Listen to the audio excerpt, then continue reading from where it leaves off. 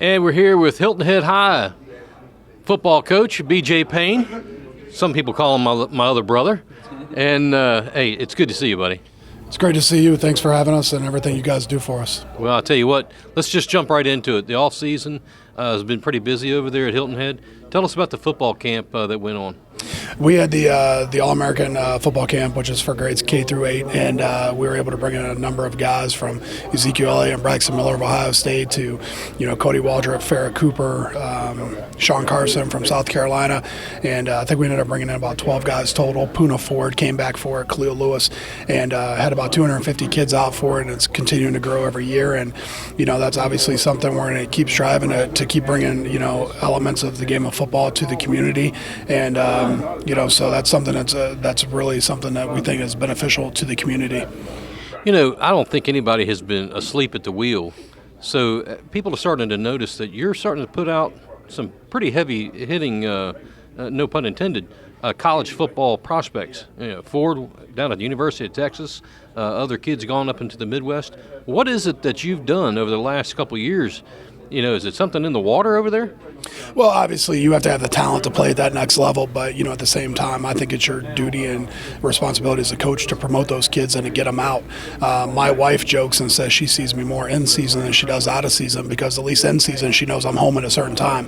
Where out of season, always gone, going with kids and taking them to different camps and combines.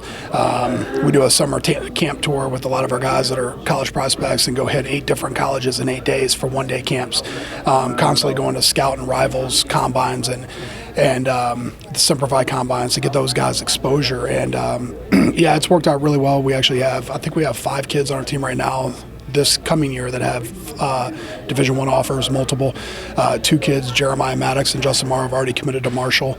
Tyler Hamilton, who's only going to be a junior, is real close to making a commitment soon to an SEC school. So, it's something, we have to put in the work for them as coaches, and but, at the same time, they have to be pretty special players.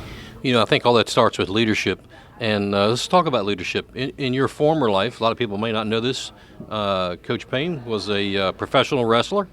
And what, from that part of your life, what can you draw from that makes you a better leader? Well, I just think it's something it's a different avenue to reach kids, not just on the football field, but in the classroom and in the school, because there's, it's just a different avenue of which you have a connection to reach maybe a kid that somebody else doesn't. There might be a kid, there's been several kids at our high school that, are huge wrestling fans, but, they're not into sports, they're not into anything else, so it's a way for me to make a connection with those kids. But from the aspect of being able to, teach our kids about, social media and just media in general and how to relate to that, how to do interviews, how to speak, because I think kids nowadays struggle with public speaking. To give them that opportunity and that forum, I think is pretty important. All right, thanks a lot, Coach B.J. Payne. Hilton Head High will be right back.